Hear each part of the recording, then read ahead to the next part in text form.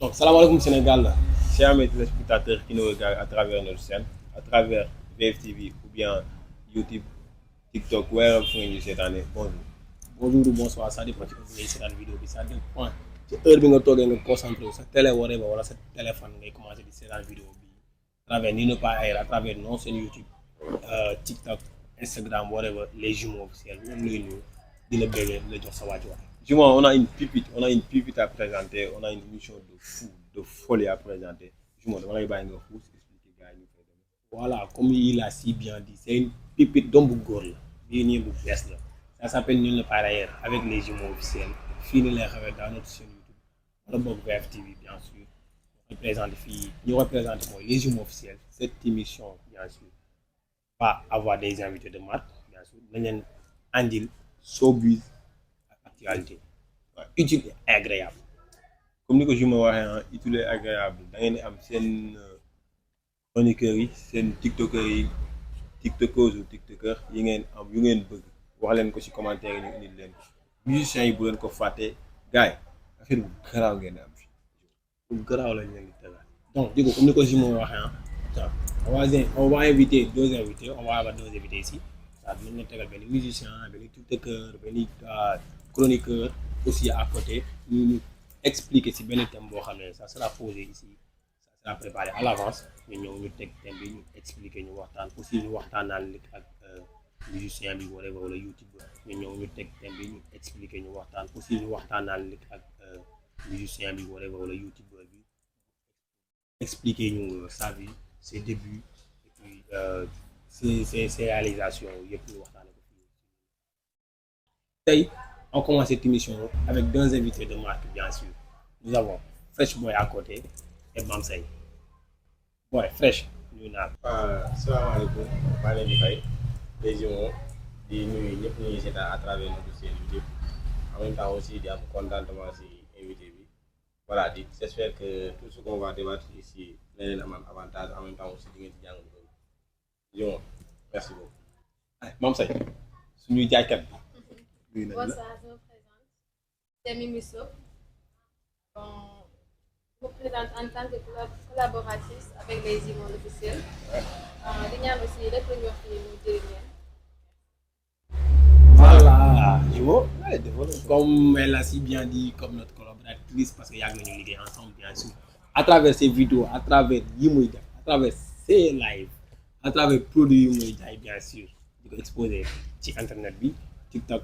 ak live yi muy def tapoter live bi comme Adamo yi comme Wally Seck yi bien sûr def ay produits yu rafet di ko jaay moom say temps première question bi ma lay poser bien sûr avant après bi nga présenté woo pare genre d'où te vient l'idée de genre dama war a def e-commerce dama war a dugg ci ligne bi di jaay parce que da nga ko gis ci nit ñi di ko def wala juste da nga am envie bi am bëgg bi rek pour def ko.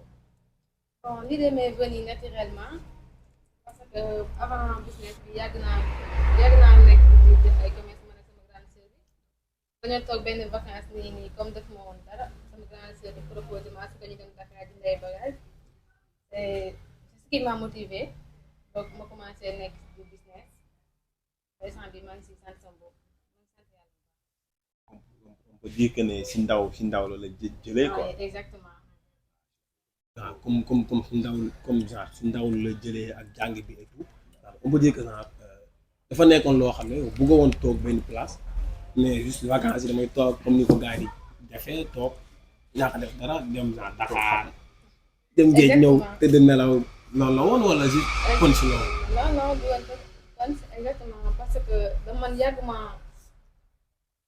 naa di mooy yàgg naa bëgg di liggéey di daan doole di amal sama bopp mosuma bëgg affaire yu ñaan yi nii ba sama yaay sax tàmm di ko ñaan affaire yooyu noonu moo tax ma toog benn vacance bu may def première affaire yooyu noonu ma toog benn vacance xam nga bu contacté man nañu ànd Dakar dañ jënd ay bagage ñu dem booba léegi maa ngi waaw muy cool xaalis baa ngi dugg xaalis macha allah excusez-nous présenter wuñu leen tey suñu thème bi ñu war a dugal tey on va parler de relation amoureuse et showbiz gars yi muy cool relation amoureuse et showbiz tey dañ ciy ànd ak Fresh Boy le fresh de sa génération bu nekk ouais si on parle de genre relation amoureuse je connais bien et showbiz ban lien moo nekk si entre de relation amoureuse. Voilà, comme ni nga ko waxee on parle de relation amoureuse en même temps aussi on parle de showbiz. C'est deux choses yoo xam ne voilà déjà si tu vois rek les deux mots ensemble rek da nga xam ne carrément c'est deux choses qui sont largement différentes. En même temps aussi si on parle de showbiz tu sais très bien que là on parle de coow et quand on parle de coow c'est quelque chose boo xam ne voilà nit ñi da ngay bëri da ngay am code de popularité nit ñi dañ lay topp et tout ça donc tu sais très bien que les humours là ça demande carrément une organisation donc organisation boobu muy demander est-ce que aussi tey su nekkee da ngaa nekk un genre de gars boo xam ne tu es un joli cœur ou bien un gars boo xam ne tu es trop émotif wala un gars boo xam ne da ngaa désorganisé est-ce que tu pourras par exemple bien coordonner les choses ça demande carrément une réflexion comme on le dit mais est-ce que tey par exemple relation amoureuse est-ce que par exemple tu auras le temps voilà parce que ça demande du temps comme on dit comme on est dans une tendance où les filles comme on le dit ñëpp dañoo am ay caprices. yaa ngi classement say non même pas c'est quelque chose boo xam ne ça existe carrément et caprice yooyu noonu nga xam ne par exemple moo nekk si ku jigéen yëpp est-ce que tu pourras bien les satisfaire. par rapport ak la cote de popularité bi quoi. exactement et comme ni ko Wally Seck di waxee li moom laay jëli est-ce que tey loolu noonu moom laay jëli tey ak nekkee imagine toi loolu si un mec moo nekk moo am code de popularité bi est-ce que ku jigéen ki elle aura par exemple cette compréhension que ni lii showbiz kese la. waaw yow da nga bëgg a su ma déggee fi nga wax da nga bëgg a expliquer ni le fait que moom mu nekk nit koo xam ne dafa siiw. waaw est-ce que moom xale bu jigéen bi dina am compréhension boobu mu xaar tuuti may ko tuuti temps. exactement et tey nit ki boo ko bëggee comme on le dit koo bëgg da ngay fiir. mais tamit am na góor ñoo xam ne man damay jël damay kii si Mame Seye damay défendre Mame Seye laa wax am na góor ñoo xam ne comme ça dañuy am code rek fuuy am code rek fuuy. loolu laa lay wax léegi je te l'ai dit tantôt je te l'ai dit que ni showbiz ça demande des trucs ça demande par exemple quelqu'un qui s'est organisé est-ce qu'il aura par exemple le temps de t'appeler à 10 heures ou à 9 heures. waaw tey su nekkee benn meuf boo xam ne bu dee ay caprices comme tu l'as dit ay caprices et tout moom dina mën a dékku koo xam ne par exemple peut-être guddi gi lay gën a mën a liggéey donc guddi gi lay liggéey que journée bi dafay nelaw voilà. Ama Seye loolu question de priorité la rek ndax loo nekk ci showbiz bi loo ñàkk temps looy occupé loo mën di gérer je pense que boo nekkee nit nga xam mu leen yow kii nii am na foo ko teg di nga ko may tuuti si temps donc question de priorité la rek selon moi.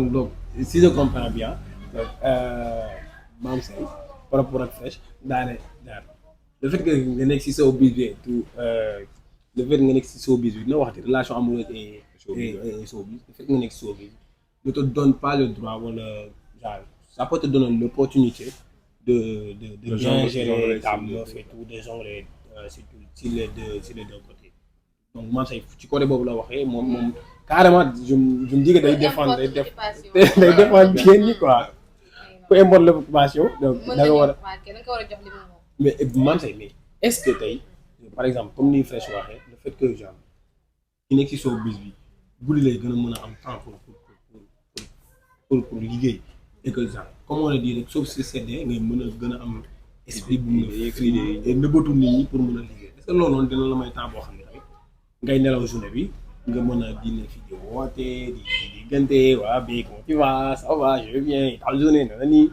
est-ce que loolu noonu mën a nekk tamit. bah oui bien sûr ne serait-ce qu'un petit message wala un appel de 5 minutes rek mën nga wax ni. c'est ça qui fait la différence. mais Mame Seye problème mooy yéen da ngeen bëre ay waaw vous les filles là gis nga yow da ngeen bëre ak yéen gis naa fi xale bu jigéen buy envoyé message naan soo message yi nga may envoyé amatul émoticône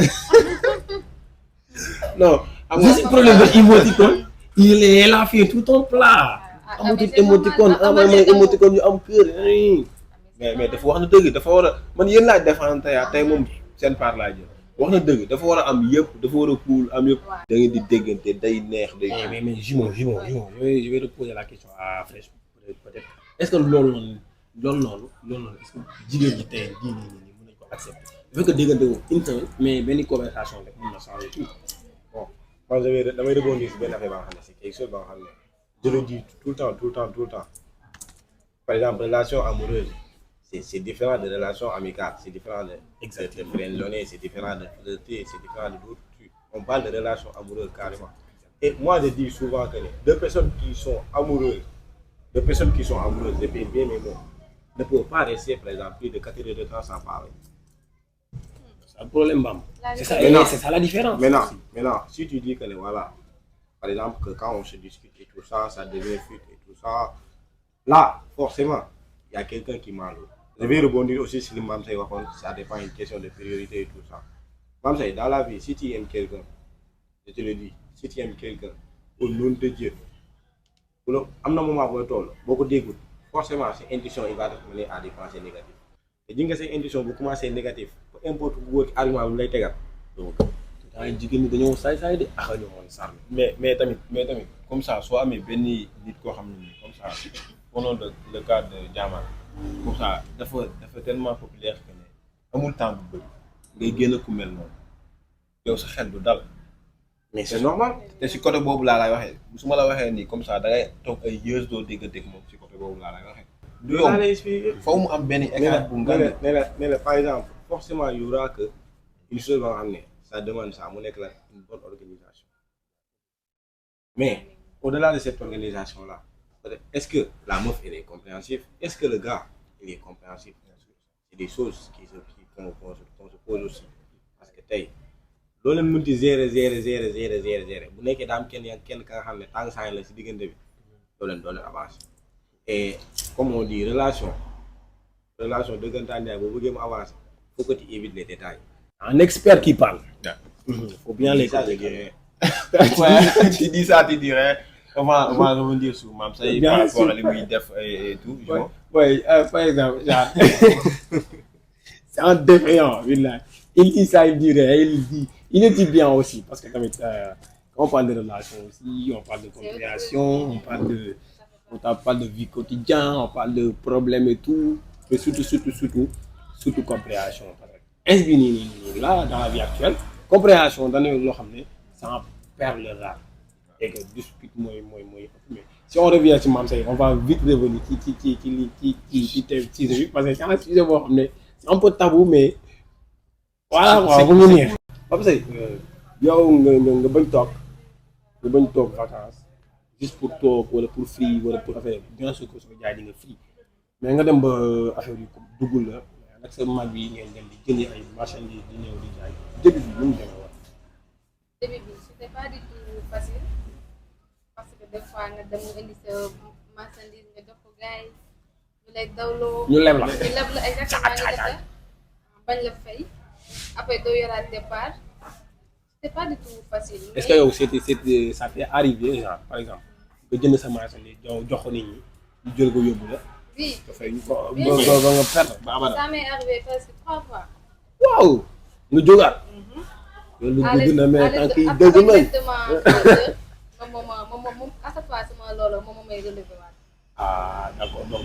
si yaa jëkkër moom nga jaay fi c'est pas du tout facile. am nga yéen accompagnement yoo xam ne exactement. ça permet de changer quoi.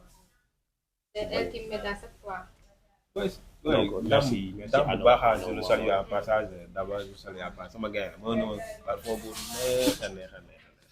Soo may des jumeaux nag jàpp si rek soo may des jumeaux dem mayaale parce que dafa nekk ñaari nit lañ donc soo mayee kenn ki nag yéen nañ ma ni sama bos dig la nag digee bor la nag yow dafa lu la neex yow loo def noonu la mam say ne dina ma nit benn digee bor la xaw ma li ma wax caméra suñ koy di nga ma jox aro dafa lu la neex. Ok, si moom allez. Donc, tu m'as fait perdre les mots. Mais donc, je dis, par exemple, nga commencé à faire des métiers, nga daanu jógaat ba là, peut-être tu as une cote de popularité boo xam ne ça te permet de vendre certains articles yoo xam ne ils sont chers ici. Est-ce que yow yaa ngi si gis sa bopp carrément nii. Ah oui, bien sûr. Parce que man lu ma indi rek lu ma jënd ba indi ko rek su fekkee ne dama si gis sama bopp dama ko indi. Des fois damay jëndi sama bagage ma indi ko lu mu diire ak lu mu yàgg si man nit ñi dañ ko jënd parce que gars yi ñuy commencé dama xam dañ may contacter de partout des fois ay link am ñu boole ma jaay ko mais maa ngi gis sama bopp. Et parlons de comme ça sa côté jàng ak jaay bi ngay def ak sa famille nan ngay gérer 3 choses yooyu quoi.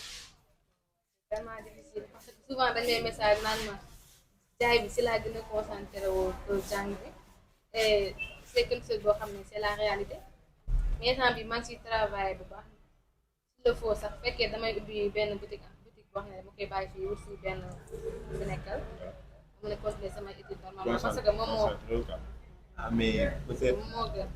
c'est bien aussi de reconnaître que genre ñu wax la benn affaire nga xam ko nga reconnaître ko ça c'est aussi L'éducation avant tout. voilà ça c'est de l'éducation quand même ñu wax la benn affaire nga comprendre ko et que nga xam ne tamit ña am tort et que nga accepté ko tamit.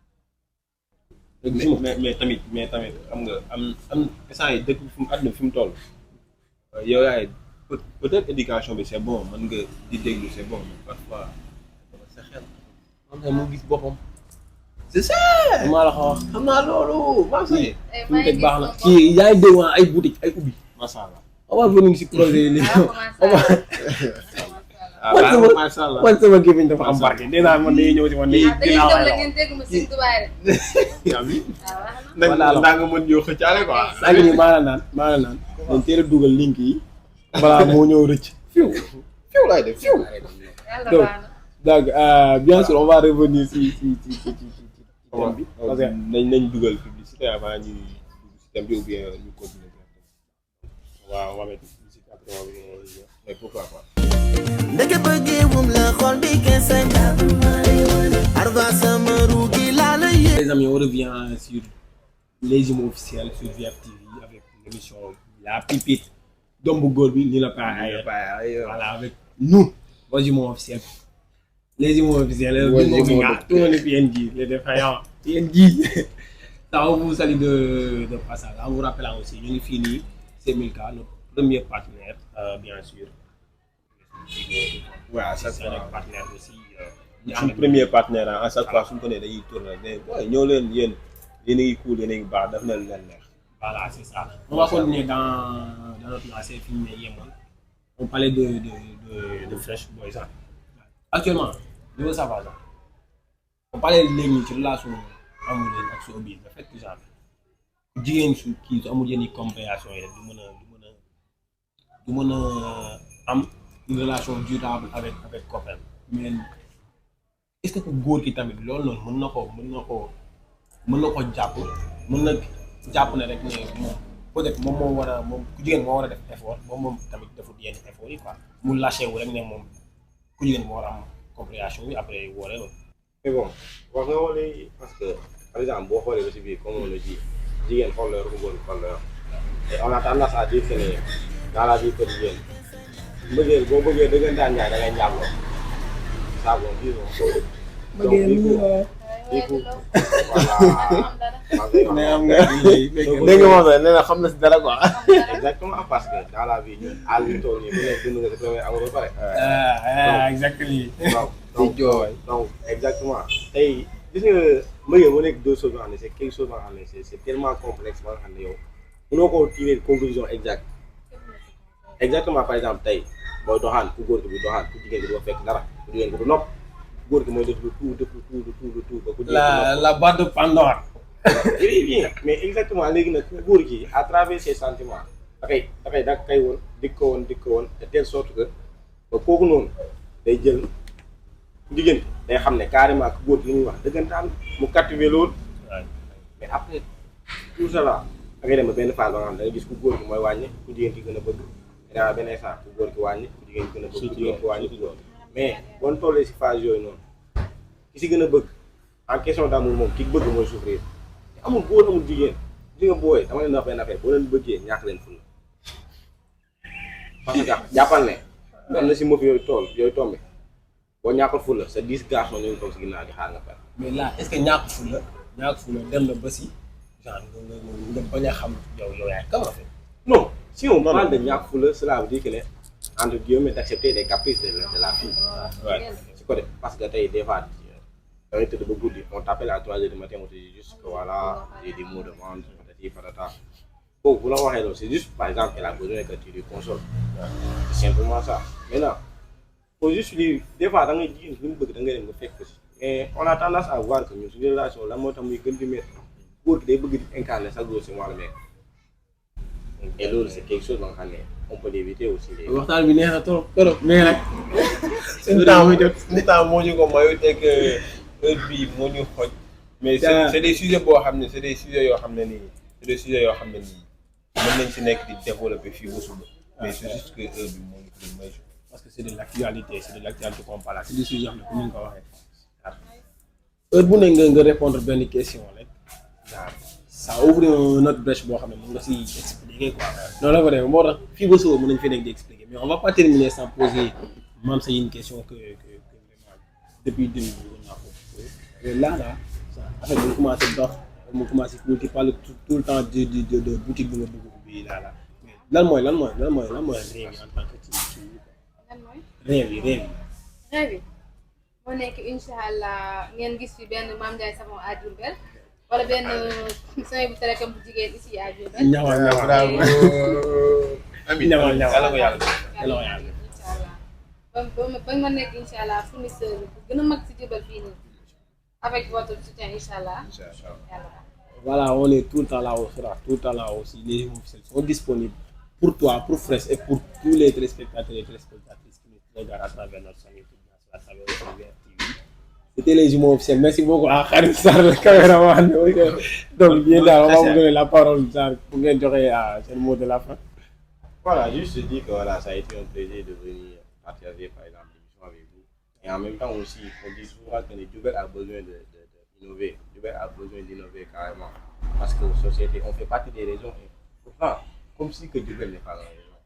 Ça, c'est quelque chose dans nous. C'est nous, la jeunesse, qui doit, par exemple, essayer de telle sorte que pour avancer, que Diourbel qui me next beneen vibes. Et donc, Inch'Allah, nous avons pour et les gars, ayons l'habitude à ce que bu ñu amee suñu benn ami ba nga xam ne par exemple day def quelque chose ñu koy poster sur les réseaux sociaux les imams ils sont en train de faire des trucs qui sont carrément des trucs qui sont pour Diourbel amagul influenceur bu mag bu ñu gisee les imams di débrouiller au moins di avancer quelque chose di créer des trucs mais les gars au moins même si on commande pas on peut aimer la vidéo on peut republier les gars c'est Diourbel qui gagne sérieusement. Imagine-toi, les imams d'un bateau au niveau national. On va pas dire les imams, on va dire les imams de Diourbel. C'est quelque chose, c'est nous tous qui vont gagner. Les gars, s'il vous plaît. Même qu'il y a c'est quelque chose, c'est solennel. Merci beaucoup les imams, merci Mame Seye. Et nous sommes contents de voir. Merci Fresh Boy, merci. Et li mu wax nii am na solo. Gars yi di leen aimé, di leen s'abonné, di leen partager. C'est bon la fin. Bon, merci pour l'invitation et de leen encourager aussi parce que Diourbel nga mel fi nee na ni yombul et di leen gën a encourager daal pour ngeen jàpp incha allah dina baax. Bon, de passage c'est Mimi Sow, vous pouvez me rejoindre sur TikTok, WhatsApp, Instagram et mon numéro c'est 77 609 30 66. maa ngi jaay yi rek ay daal ay parfum bu baax incha allah. Gars yi nañ leen defal li muy jaay yëpp si fin vidéo bi ou bien si biir même si publicité bi di ngeen ko amaale foofu noonu gars yi su ngeen bëggee yu baax dem leen si Mimi Shop day am yu garaaw yu nice. Comme il a dit, merci aussi à Fresh de faire cette éloge par rapport à notre personne, par rapport à notre modeste personne, bien sûr. Nous sommes contents de vous et puis n'oubliez pas d'aimer les vidéos, de s'aimer, de partager, de s'abonner aussi pour bien regarder bien les contenus par rapport à notre plaisir. Et Jimon, n'oubliez pas qu'à chaque fois on est ici, Semita, notre premier partenaire. Voilà. Merci beaucoup. À bientôt.